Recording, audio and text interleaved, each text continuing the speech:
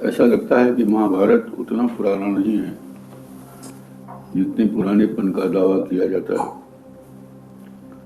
हर देश के लोग अपने ग्रंथों के बारे में कुछ बढ़ा चढ़ा करके उसके समय का आख्यान करते हैं, वह बताने की चेष्टा भी करते हैं कि उनकी सभ्यता और संस्कृति बड़ी पुरानी है। बहुत स्वाभाविक है। ये सब मनुष्य के अहंकार का मनोविज्ञान है, और केवल मनुष्य के ही अहंकार का मनोविज्ञान नहीं, बल्कि मनुष्यों से बने हुए समाज के अहंकार का मनोविज्ञान है। महाभारत का उदय,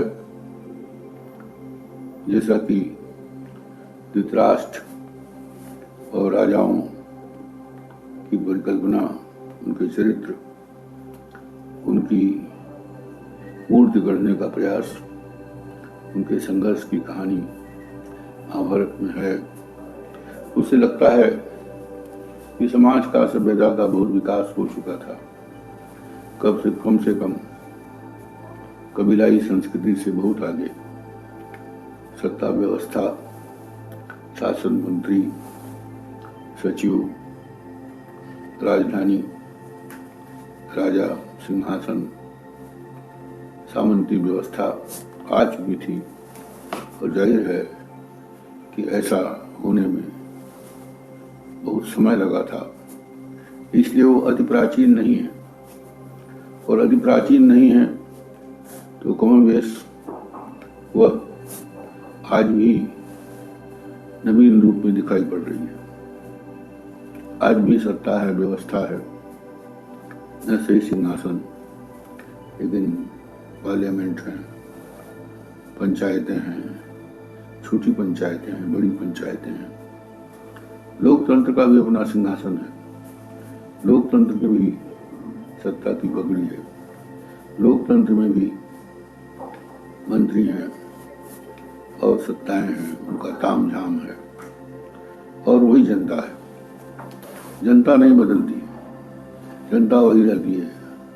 आम आदमी जो जिंदगी की जद्दोजहद में रहता है, लगभग वैसा ही रहता है। कुछ लोग अपनी चालाकियों से संपन्न हो जाते हैं, बाकी समाज विपन्न रहता है, और ये संपन्नता और विपन्नता चलती रहती है। किंतु एक बात जोड़ने की है कि जो संघर्ष होते हैं, जो युद्ध होते हैं, जो युद्ध के बाद गलघट वाली शांति होती है, फिर से एक तरह का भाईचारा विकसित होता है, वो तो बहुत बात की है। लेकिन बार बार युद्ध होते हैं, बार बार शांति होती है। जैसे आज भी युद्ध चलते हैं, युद्ध विराम हो जाता है, जनता वहीं की वहीं रहती है, सत्ताएं बदलती रहती हैं। तो उस समय भी यही स्थिति थी, लेकिन इसके पीछे और भीतरी कारणों को खोजने की आवश्यकता है। वो भीतरी कारण यह है कि हर मनुष्य ये मानकर चलता है कि वो न्याय के पथ पर है, वह न्याय के पथ पर है, वह सच के पथ पर है, वह महानता के पथ पर है, उसका चिंतन उदात्त है, उसकी विचारधारा उदात्त है, वो महान है।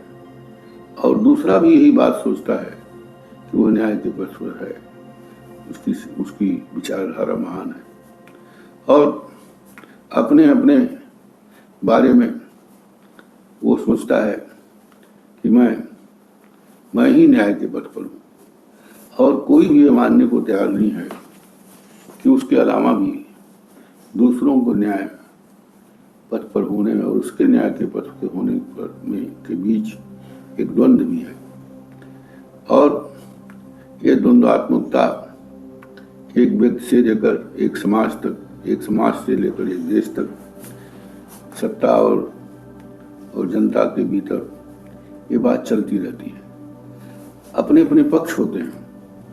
जब कोई दूसरा देश किसी कमजोर देश के कुछ सीमाओं को हड़प लेता है, तो उसके पक्ष में उसका तर्क होता है, और जो कमजोर देश है वो गुहार लगाता है। तो गुहार लगाना उसकी कमजोरी की निशानी है।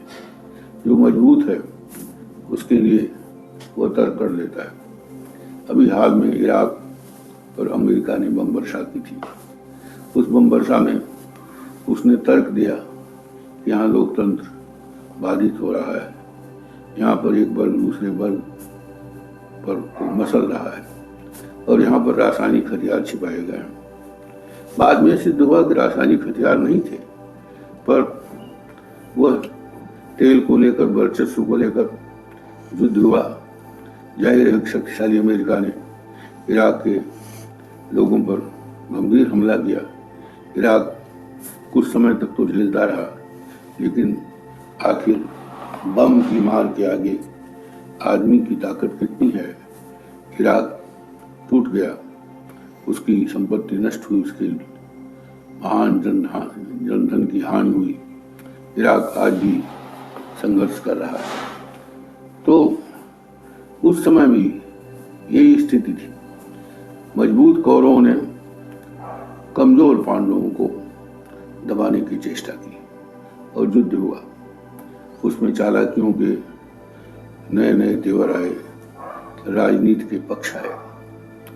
अब यहां तक मनुष्य चला जाता है कि अपने साथ हुए पूर्व काल के, अपने प्रति हुए पूर्व काल के अन्याय के लिए वो अपने प्राणों तक की आहुति दे देता है। विश्व ने जबरदस्ती गांधारी जैसी सुंदरी का विवाह अंधे धृतराष्ट्र से करवा दिया। अपने बल पर वो स्वयंवर में पहुंच करके सब राजाओं को परास्त कर दिया उन्होंने और मजबूर किया गांधारी के पिता को गांधारी का विवाह धृतराष्ट्र से हो। गांधारी का भाई बचपन से ही देख चुका था कि कैसे हस्तिनापुर नाम के एक महान साम्राज्य के महान शक्तिशाली योद्धा ने किस तरह उसकी बहन को अपने घर के राजा के लिए उसका जबरदस्ती वर्ण करवा दिया।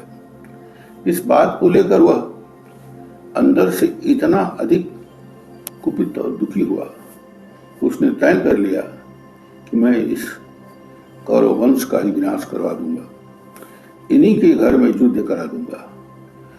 स्वयं भी वो मारा गया, लेकिन मर करके भी उसने एक तरह से अपने भीतर जो उसका बैर था कुरुवंश के प्रति, पूरे कुरुवंश के प्रति, उस बैर को निकाला। हम लोगों के हिंदी भाषा भाषी क्षेत्र में एक महान विद्वान ने कहा था कि जो बैर है वह क्रोध का अचार और मुरब्बा है।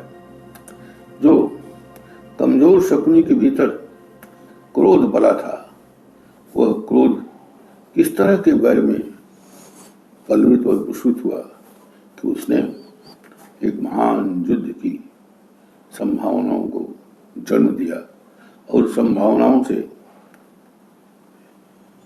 जो एक शास्त्र विकसित हुआ, उसी युद्ध के भीतर से वो गीता, और उस गीता में और क्या कहा गया है? यही तो कहा गया है कि क्षत्रिय का धर्म लड़ना, युद्ध करना, ये कर्म है, उसे कर्म ये करना है। एक तरह से जो वर्णाश्रम व्यवस्था का कर्म सिद्धांत है, उस व्यवस्था के प्रति जो उस समय की एक आस्था थी, उस आस्था का लाभ उठाते हुए कृष्ण ने अर्जुन से युद्ध कराया, वहां संहार की स्थिति उत्पन्न हुई।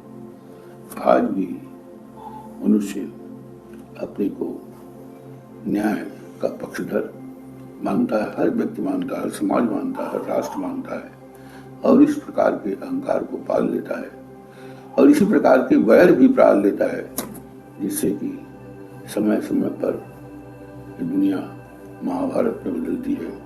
भले ही शांति पर्व में संपन्न हो, समाप्त हो, लेकिन उसके पीछे महान अशांति रहती है। ये शांति चिर अस्थायी है।